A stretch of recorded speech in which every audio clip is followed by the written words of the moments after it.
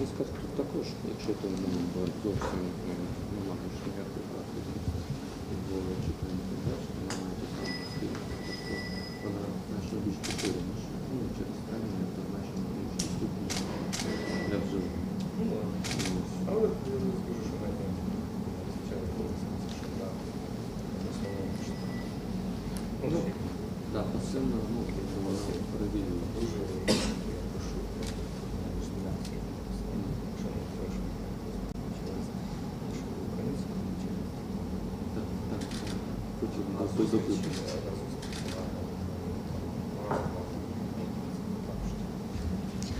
Добрий день, я вітаю всіх. Good afternoon. I want to thank everybody who joins us. My name is Yuliya Kovalenko, and it's my pleasure to see everybody who joins us in Ukraine Media Center Ukrinform today. Today we have invited you for a presentation of the study called The Interference of Privacy under Martial Law, and today we will have the presentation of this analytical study prepared by the experts of the Ukrainian Helsinki Human Rights Union, the analysis of legislation under martial law and artificial intelligence and limitations for their privacy in the context of national security and defense. So today we'll be talking with the experts about the logical nature of those restrictions and why some of them are reasonable. So let me introduce the speakers. Joining us today are Maksym Shcherbatyuk, Program Director of the Ukrainian Helsinki Human Rights Union. Also joining us is Yevhen Krapyvin, Criminal Justice Expert at the Center of Policy and Legal Reforms, and Yuliya Kovalenko, a lawyer at the Ukrainian Helsinki Human Rights Union Strategic Litigation Center. So, Mr. Maksym, let's start this conversation with you. So, to what extent the martial law influenced all of the processes? What have you been able to study, and what are the conclusions that you were able to draw? Well, good afternoon, everybody. First of all, I would like to say that the right to privacy during the martial law gains additional value. We had a lot of examples when we were witnessing our personal data as they were ending up in the wrong hands, as they started working against us, creating threats against human lives and health. When the personal details of the military volunteers, human rights people get in the hands of the occupiers in occupied territories, it results in a lot of problems, including problems related to the threats of life and health to those people. This is why we started working on a number of analytical materials related to the protection of personal data, possible restrictions, and what people should do generally to orient themselves in that space. Because basically there's a lot of milestones that are lost during as the situation changes, and the martial law conditions put us in a less ordinary situation when we understand that there might be restrictions imposed. But what kind of restrictions that could be? They could be small restrictions, bigger restrictions related to one or another right. To what extent the investigation of the war crimes should interfere with the right to privacy? Or, for example, the video surveillance, like all of those different aspects, they are important for understanding of all those red lines. Which are the red lines that cannot be crossed? Given the approaches that the humanity has developed during the time of different wars and other crises, and us having guided ourselves with that experience, we decided to segregate some specific challenges that Ukraine is facing. And today, in fact, there will be two big works. First aspect is something related to more of a broad framework of right to privacy, and another aspect which is also of concern to a lot of people is the matter of use of artificial intelligence in the military context. The topic is quite difficult, and it is important to see some benchmarks on which we could rely upon. Also, I would like to say that Ukrainian Helsinki group has a resource, the web resource, the website called Privacy UA, where we cover these and other important topics in small analytical materials, small articles, and I encourage everybody to use those materials because they provide a broader framework and they can assist or support people in orienting what they should do, how to dispute your rights, what to do to make sure your rights are protected, and it serves as a huge aid in this area. And before I pass the floor to our experts, I would like to also thank the International Vidrodzina Foundation for the support that they provided this initiative for a long time and for whom this topic is one of the key ones. Not so many institutions understand this problem, so this is why I would like to thank once again to International Vidrodzina Foundation. Thank you. So, Mr. Yevhen, has the interference of privacy intensified during martial law? Do you document those red lines? Good afternoon, everybody. Let me start with the classic phrase that analytics will be available in the public domain. Everything is mentioned there. Those are small documents, so if you want, you can quickly look through them and find some key points there. But let me give you a brief explanation of what is it about. First of all, the restriction of human rights results in quite a painful reaction on part of the society, and one of the biggest examples, one of the brightest examples today, just recently,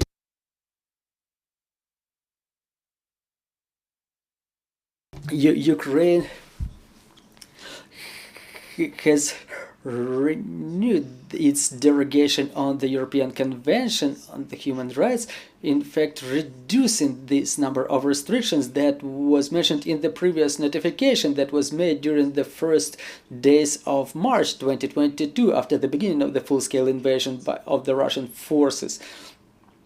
But as long as this context was not communicated or the journalists worked too quickly, having cited the broad range of restrictions, the society got an impression that it's the new way of restrictions, that it's the era of authoritarianism coming.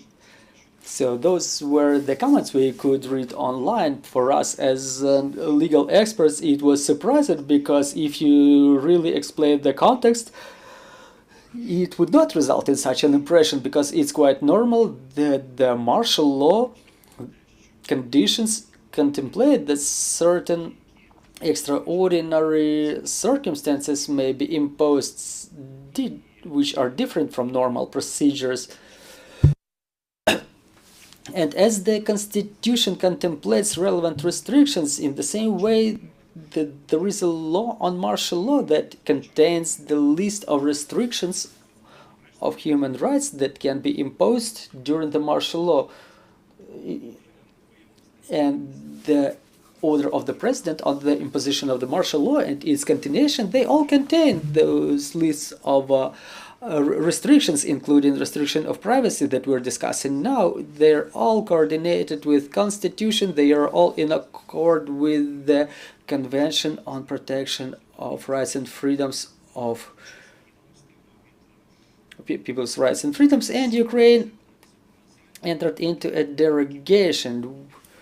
We withdrawn on a timely basis from on a periodic basis from the rights and freedoms protected by this convention. But again, we're talking about the human rights in the context of the so-called vertical concept, when the government has undertaken certain obligations and they defend those rights, and it's only the government who can violate, the state who can violate it. And we're not talking about the cases when people violate each other's right to privacy, and rushing a little bit ahead, if we look through the court register and the practice of suing under Article 182 of the Criminal Code of Ukraine the violation of private life, all of the cases there, they are related to interpersonal relations between the people, like husband and wife, lovers who spread each other's personal data, inflicting harm on the decency of people. And only there are single cases when the people were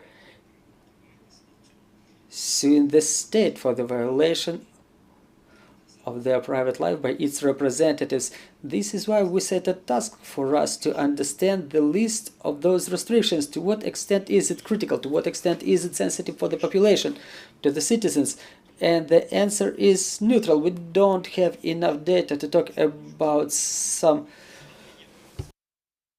drastic cases of violation, but there are some aspects we should pay attention to. We've divided those aspects in three parts. First, it's a criminal process.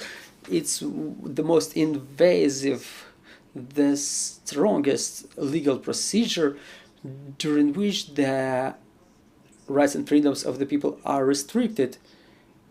And here we're talking about searches, temporary access to the belongings, the forced biological sampling, and another aspect is the police activities exercised not only by police but other representatives of the government. For example, under the martial law, those the personnel serving at the block posts,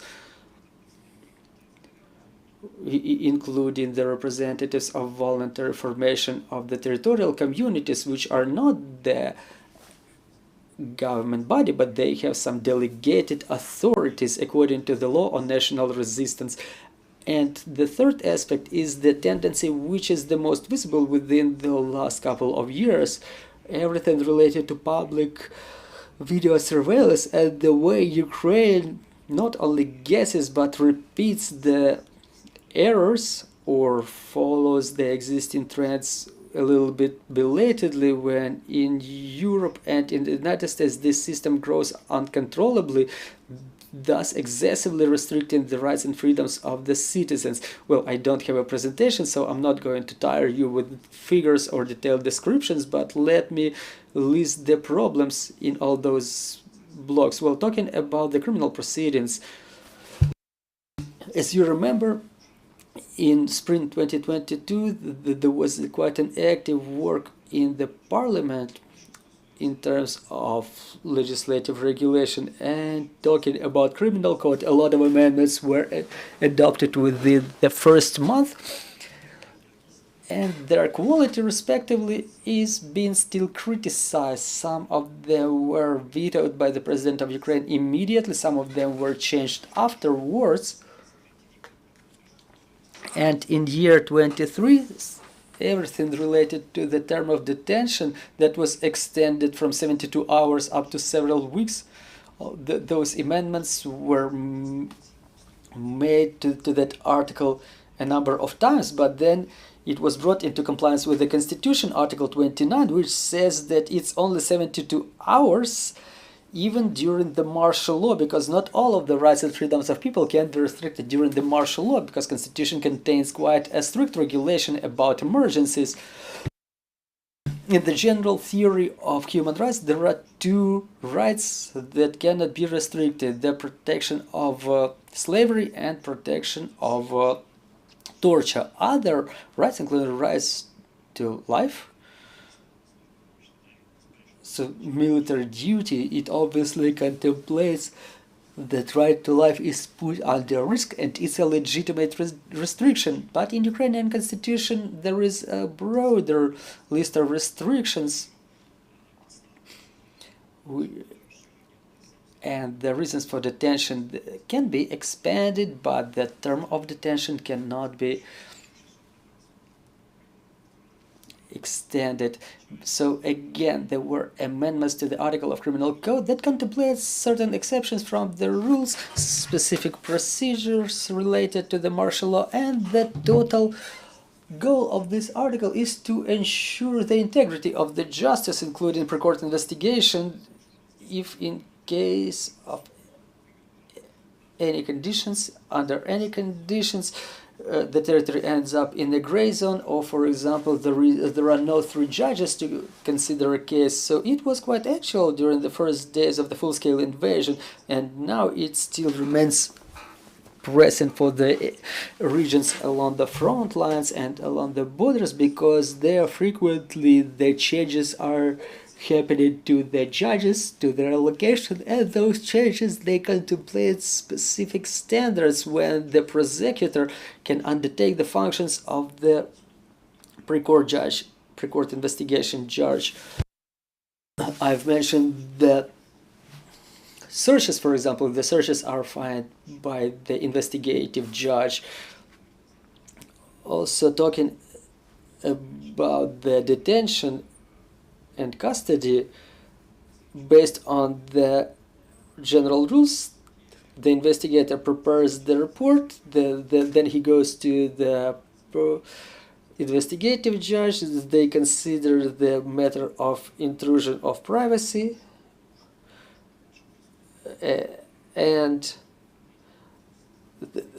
talking about the search, there is a different procedure, there is a post control, but eventually when there is no investigative judge in that territory, or if they cannot exercise their function due to certain circumstances, this function can be undertaken by the prosecutor. But again, it was only effective during the first weeks or month of the full-scale invasion, because the jurisdiction could not be identified due to the quick change of the territories under and not under Ukrainian control. Now the standard is dead, but it's still used by the prosecutors in order to conduct some illegal actions. There is a practice by the disciplinary committee of the prosecutor's office who bring them to liability for such activities when the court operates 24/7. There is an investigative judge on duty, but the prosecutor writes the report that there is no way to establish justice, and they conduct searches, seizing documents and arresting the property. It's not in compliance with the legal practice, with the purpose of this article, why it was actually amended. All those activities, they do exist, but they are in violation of privacy. But those are single cases that the prosecutor's office, using their disciplinary commission, they can cope with. But at the same time, it's certain risk. It poses certain risk, because as long as the martial law is in effect, those regulations can still be used.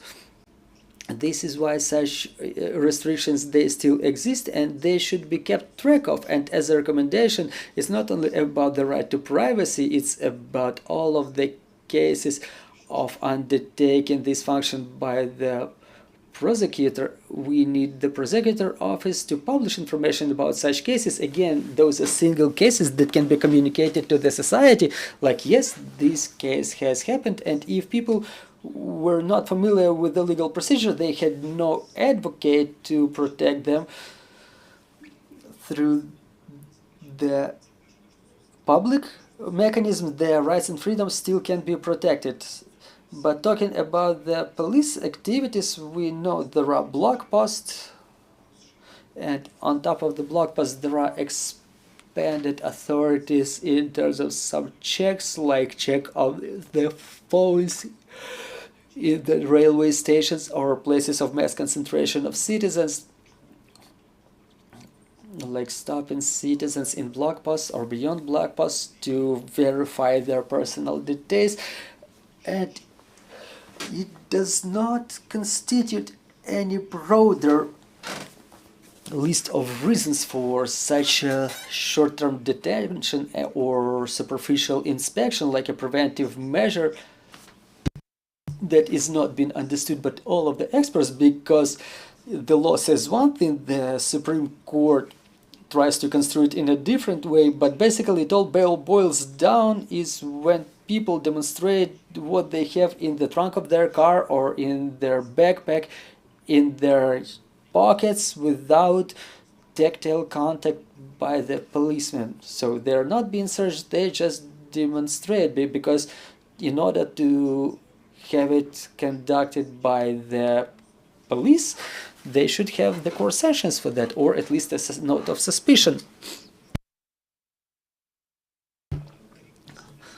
So on top of this demonstration, when the police want to inspect the contents of the trunk or of the backpack in case they identify some devices such as smartphone, which is protected by the logic protection, I mean the password or biometric protection, the person is being usually asked to unblock it, demonstrate the contents of Telegram, whom they contact. So all those authorizations are contemplated by the law on martial law and procedure imposed by the Cabinet of Ministers.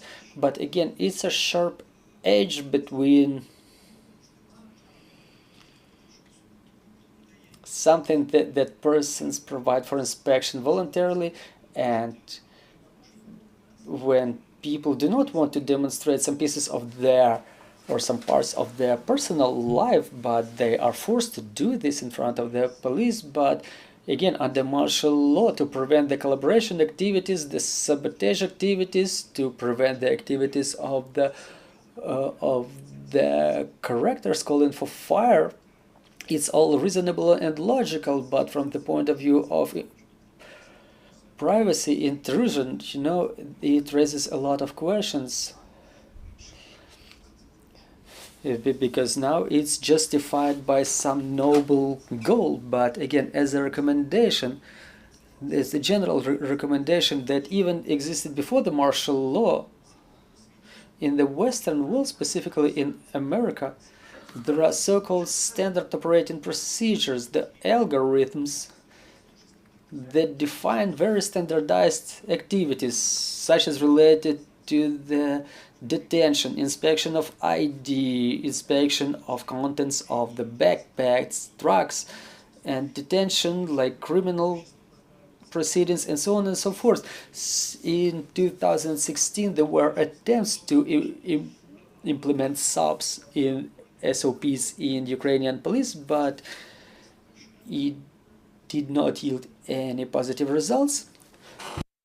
But when person complained that their right to privacy was violated, the police say that this issue is not quite regulated. There are some trainings that they underwent that prescribe them to do so. But again, if there are standardized procedures,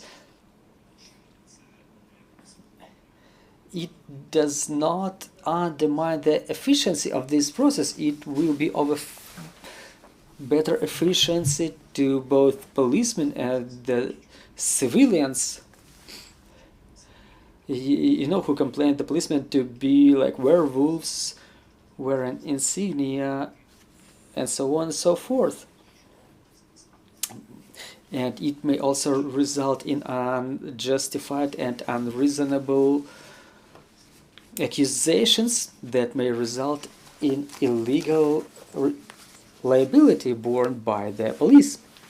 And a third aspect, the surveillance cameras. There are different programs. Those are usually the initiatives of the local governments that are called Safe City, and now they are called in a different way. But the essence is that the residents of certain community to have better track of the life of citizens, try to put those CCTV cameras everywhere. Before the full-scale invasion, it was of concern to the human rights persons and people who are concerned with the right to privacy, because the cameras collect information about everything going on around. So under the martial law, those cameras became of interest to the security service of Ukraine, because there are cameras that broadcast some place's life and the aggressor used them to correct the strikes on some facilities or some spots, or those cameras can be seized or stolen because they physically located at some private facilities and then further on used for correction of strikes and planning of attacks. And what the security service paid attention to, they stopped the operation of those online cameras. But again, there are still issues related to the fact that a lot of those cameras, they use the cheapest proposals on the market that contemplate the existence of a Chinese manufactured software or the software of Chinese origin. And there is a number of studies, both Ukrainian and foreign, that demonstrate that those data are being transferred to the servers using different communication means, and they can be sent to the manufacturer's service, and thus having their own camera for use for their own use, that data can be handed over to the third people. And that's exactly the reason the national police started saying that it's a problem. For example, the police is currently implementing the custody record that contemplates the documenting of activities of the detained persons, and it includes the video surveillance, and the plan is to procure a lot of cameras for different sections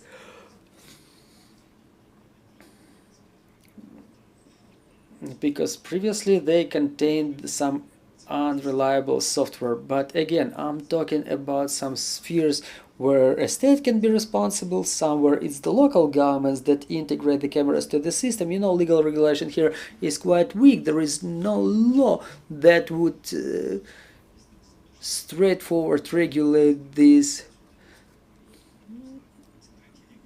The Ministry of Infrastructure started expanding this safe media space. But again, this draft law that they've developed, it contains more threats to the right to privacy, because the government itself, the police, first of all, gets access, in fact, to all of the data collected from the cameras without identification of the proper user, like from the lowest rank all the way up to the top level commander, who can get access to those cameras. And again, it contains certain risks that such data can be used in improper way for some clandestine surveillance of movement of some person, which is beyond the procedure which is called the investigation activity. And on top of that, the growth of number of these cameras, why I was mentioning the foreign experience, this uncontrolled stage when the cameras are being installed everywhere, it's not in compliance with the requirements of the protection of the personal data. The Western countries have already passed this phase. They have developed the procedure to get the data from those cameras with the right inquiries to remove the data from the servers.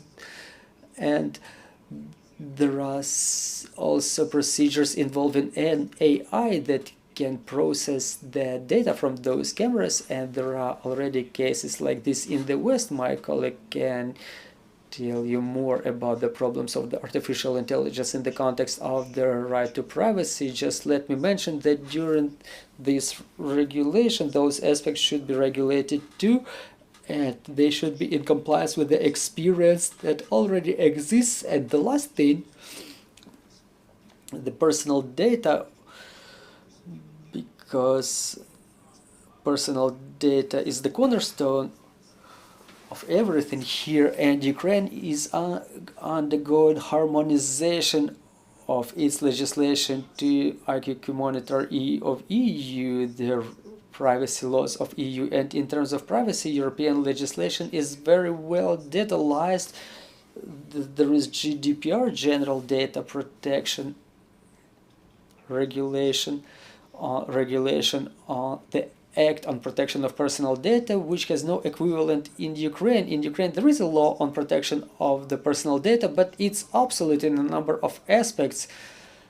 First of all, it's relying upon the convention of the year 93, which was updated, but again, there is a broader circle of questions on top of automized processing of personal information. So Ukraine has some drafts currently. They are all contained in the analytical survey, but again, there are negative conclusions from Ukrainian Committee for European Integration that engaged European Council who was criticizing those provisions, as well as other foreign experts who were outspoken in a negative way regarding this problem. Again, it's not only related to the martial law, because one way or another the process of Euro integration started in year 2014. It started with bringing of Ukrainian legislation in compliance with the law of EU, but we see that under the conditions of the full-scale invasion, those risks are growing, including those that the state reacted to, such as Chinese manufactured software, but there are other risks, potential risks, such as use of AI, unprotected nature of the personal data, because we know there are Russian hackers who are dangerous. They can get access to our personal data. All of the Ukrainians are happy when the Ukrainian hackers get access to some government registers of Russian Federation.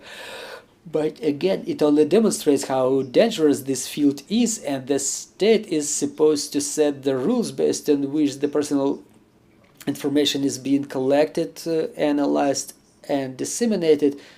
And this problem existed even before, and it continues existing now. And good that there are no loud cases we would have been discussing today, but again, talking about responsibility, the liability for violation of privacy laws is minimal. And in the same way, the report of the Commissioner for Human Rights, he mentions the aspect of violation of privacy, but my personal conclusion is usually that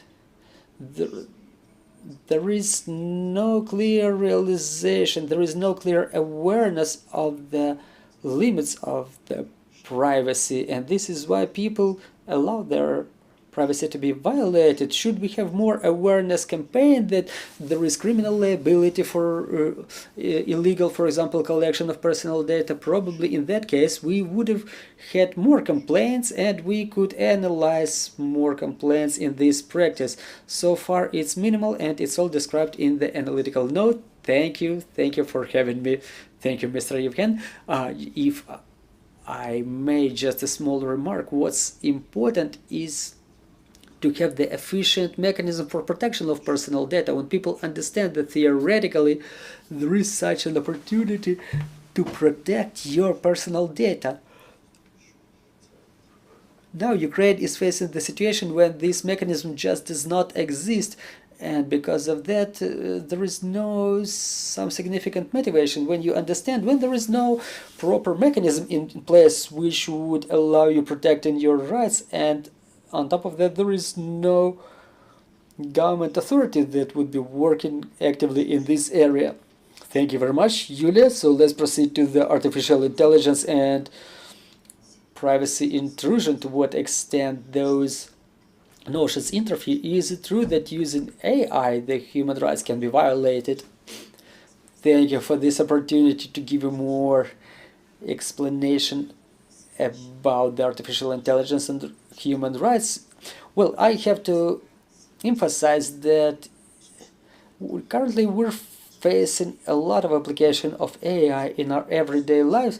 This is why it's no surprise that gradually the mechanisms of the artificial intelligence are implemented in the military.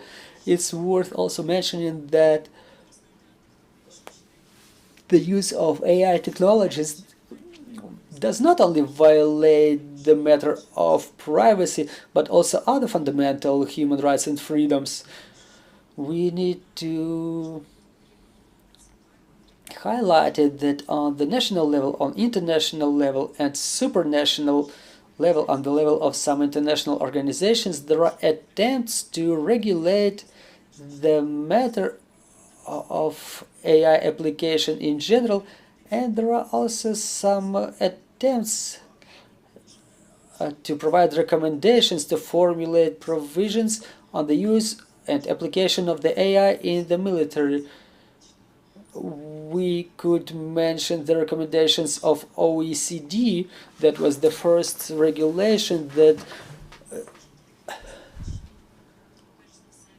adopted the principles of use of the artificial intelligence. First of all, it's supposed to be used for the good of the people, for the growth of the common welfare. The systems of artificial intelligence are supposed to be safe and secure.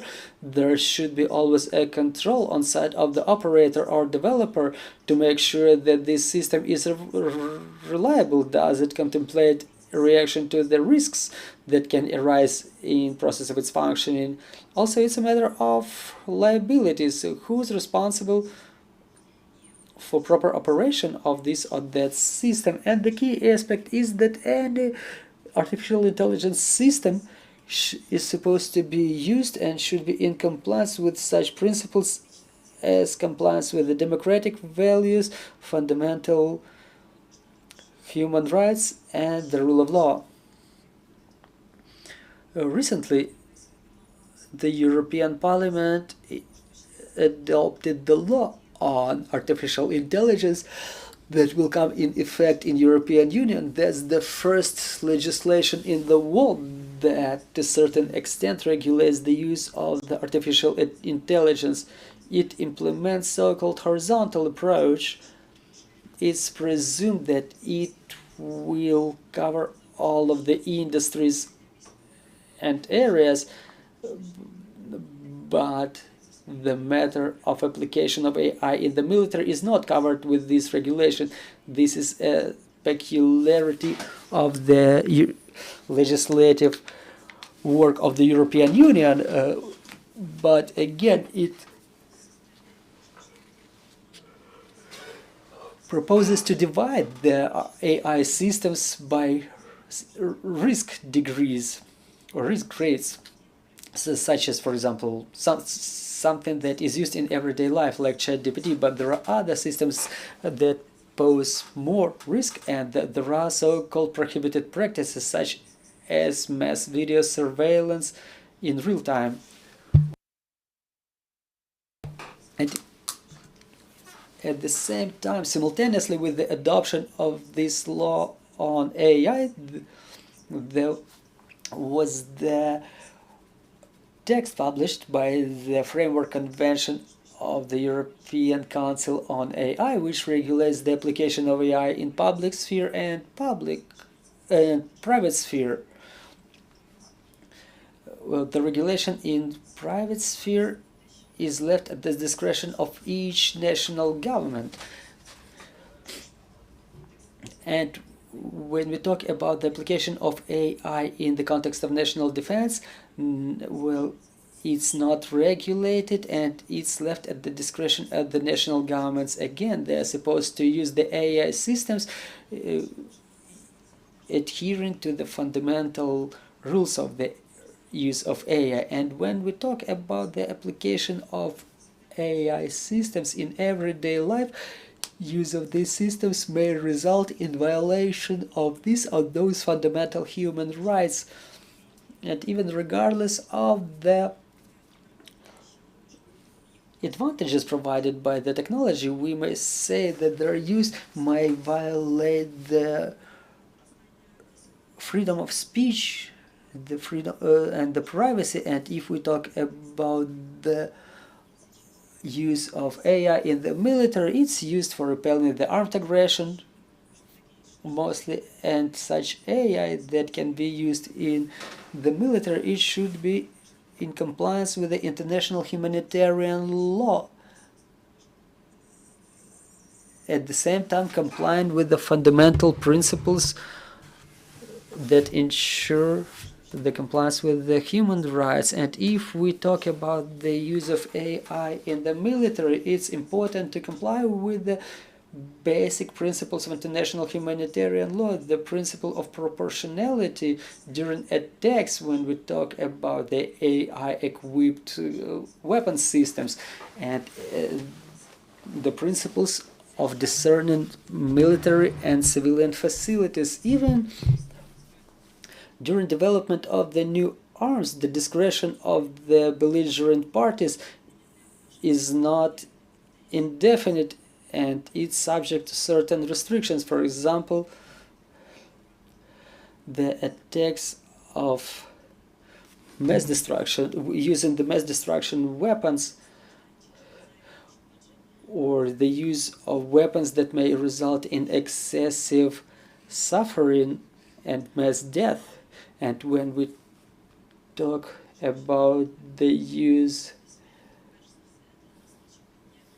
of AI in the military, the key problem for us is to ensure the right to life as one of the fundamental human rights. The Convention on Human Rights and the Civil Pact on Civilian Rights, they contemplate that during the emergencies there may be some restrictions imposed, and such restrictions, when we talk about them, the discretion of the government is not unlimited. Again, if we talk about right to life, there are minimal guarantees that are set forth in those conventions. And even during the martial law, during the war, the governments cannot withdraw from those provisions. The main issues that arise in case of the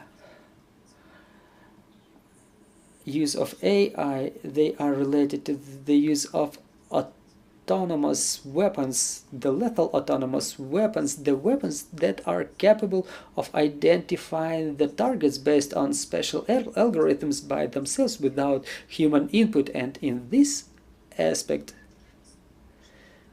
the fundamental ethical and legal question is whether the use of autonomous weapon systems is legal at all.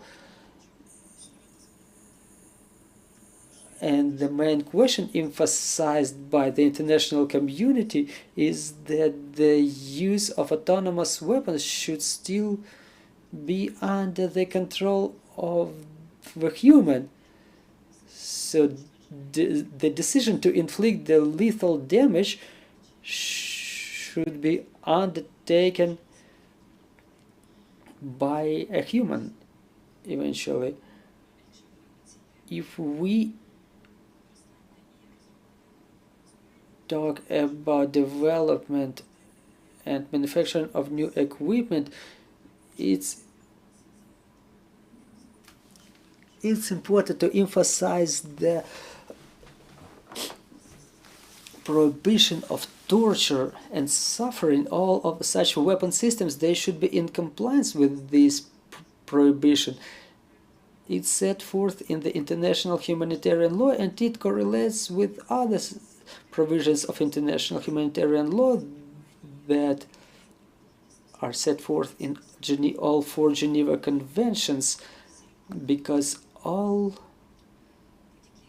and any military capabilities, warfare capabilities, should not be used in case they inflict excessive suffering or excessive damage. And in this key is quite a contestable issue whether the AI can evaluate the level of excessive damage and excessive suffering.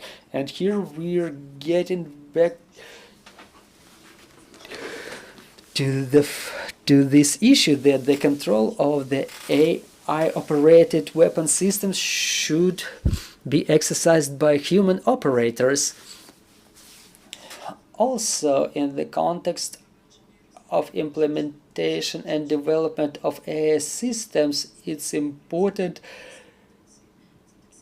to adhere to the principles of non-discrimination. This is one of the key requirements of international humanitarian law and one of the fundamental principles of implementation of AI-powered systems. And it's important to mention that in the military, AI is used to analyze and forecast targets, to identify threats, and to analyze the development of attacks, for example. And in this case, we should pay attention to the fact that the artificial intelligence systems should be verified whether they comply with these principles of discrimination, whether some algorithms may result in specific bias or creation of bias, and if they create some bias, such artificial intelligence systems should be under continuous control on all phases of operation.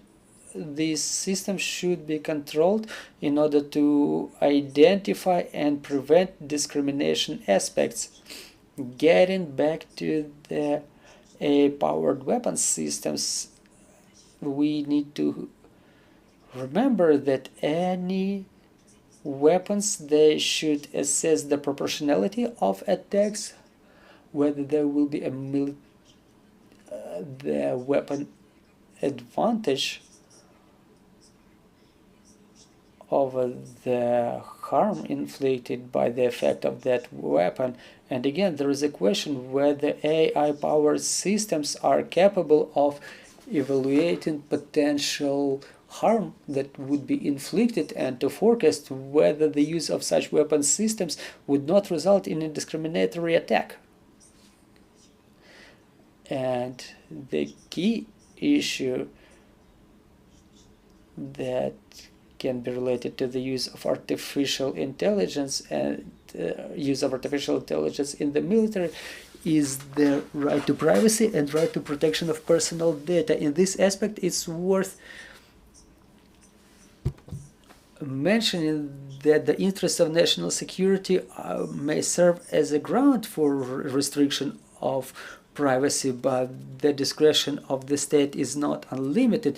It should be governed by certain weights and balances that would make the violation of human rights impossible, and any restriction in this area is supposed to be contemplated by the law. It should pursue some legitimate purpose related to national security and defense, and it should be proportional. In the practice of European Court of Human Rights, it's emphasized that the use of the mass surveillance systems may be justified in the context of national security. But again, evaluating whether the state was acting on a legal basis, we need to verify whether the state has created weights and balances to prevent the abuses in this area. And when we talk about the surveillance systems, video surveillance systems, the face recognition technologies may also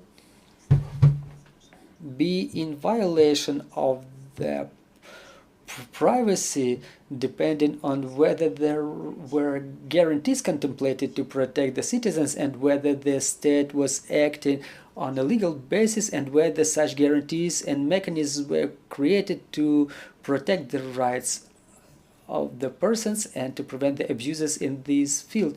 And when we talk about the AI-powered systems, we need to also mention that it provides a lot of advantages in the military and in everyday life, but again, we are never protected from someone who can use it with malign purpose. And in this aspect, the artificial intelligence can be used for prevention of misinformation, but on the other hand, it can be used for creating misinformation, because propaganda and psyops and influence of the public opinion can be viewed all as the elements of modern armed conflicts which have hybrid nature. They don't include the use of conventional weapons, but also the information attacks and cyber attacks. This is why it's important to make sure that every artificial intelligence system is secure, and it's important to have artificial intelligence which can be used both for ensuring the cybersecurity, but on the other hand, it can be used with malign purpose for cyber attacks. So again, it's important to find this balance between ethical proper use of artificial intelligence and ensuring liability in case it will be used with malign purpose. This is why in our study we emphasize some key recommendations related to the use of artificial intelligence and the use of artificial intelligence in the military. Again, it's the liability and control and security, reliability, prohibition of use of autonomous weapons systems, protection of civilians, and some ethical reflections. I mean that the use of artificial intelligence should comply with some ethical guarantees and always be under the control of the human operators. Well, thank you, Yuliya. So the situation is such that on the level of legislation, it's not yet regulated. Artificial intelligence has a lot of risks that you've just mentioned, and there are also some risks that we may not yet know about.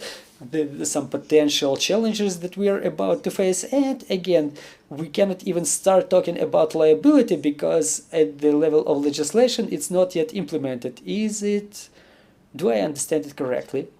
Well, if we talk about the use of the AI in the military, yeah, obviously, we don't view it as something autonomous. There is always a human operator behind the AI, and then the liability is vested in either the final user or the operator or the developer.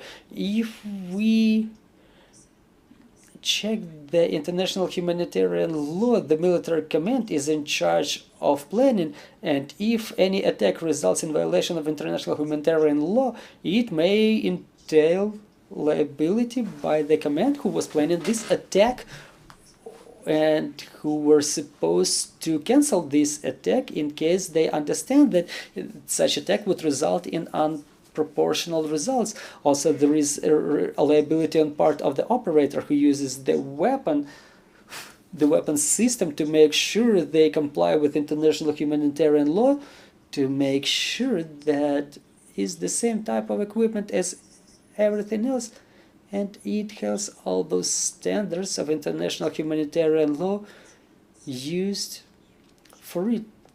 So, like, don't attack the civilian population, restrict the results of the attack so it does not result in discriminatory attacks. Thank you very much, dear colleagues. Do we have any questions or comments on the floor? Thank you. Yuliya Kovalenko, Ukrinform, good afternoon. I'm having two questions. Well, first of all, can you please tell us more about the study itself? How was it going? How many respondents were involved? What was the period of the study? And what exactly were you studying? The court awards or other documents? Thank you. And another question is to Mr. Yevhen. You've mentioned statistics a little bit, but like a little bit more information. During the period of your study, how many cases were initiated during the period of your study, and do you have any information about the results, about the court awards based on the results of those cases of privacy intrusion? Well, let me start. The period of study was starting from the year 22 with the beginning of the full-scale invasion. The legislation, the court awards, court resolutions were analyzed by us. We were analyzing Ukrainian legislation and the practice of European Court for Human Rights and international standards in this area. Maybe Yevhen may add something else. well, I'm not going to quote the figures from my memory in order not to be erroneous. Well, they're all contained in the document, but again, in the report of the Commission of Human Rights, there are no figures because the Commissioner focuses more on the privacy in occupied territories or privacy of the people who left the occupied territories and were witnessing about such cases of violation. It's more of a matter of international criminal court jurisdiction. Well, what I've mentioned the criminal aspect is that there is data for the years 22-23 and first quarter of year 24, and specifically talking about the criminal proceedings. No, there is not such a huge number. It's 164 in year 22, 422 in year 23, and 202 in the first quarter of year 24. And 23 of them were forwarded to the court in 23, and 123 in 22, and 23 in the first quarter of year 23. But again, there are resolutions that came into force. There is probably a dozen or a couple of dozens of them, because it's a process extended in time. I got myself familiarized with all of those resolutions. They are all open source. There are no such that would be with some limited access, and as I've mentioned, only one of them was mentioning the fact when the policeman in violation of the law got the access to the private information or private details of civilians that was later used for the purposes of fraud. That's the one case of classic intrusion of privacy by the representatives of the state, which resulted in liability of item 182 of the criminal code, the violation of private life. All other cases are the interpersonal relations, like a married couple, for example, or other couples, like non-married couples, that resulted in some disclosure of personal information, like nude pictures of partners, which is not actually a subject of our research, because we try to see where the state interferes the way the people exercise their human rights under the procedures contemplated by the law. So as Maksym has mentioned, it's not quite the practice that we should adhere to, because there is no such liability. That will, however, it does exist for the representatives of the state. There is the disciplinary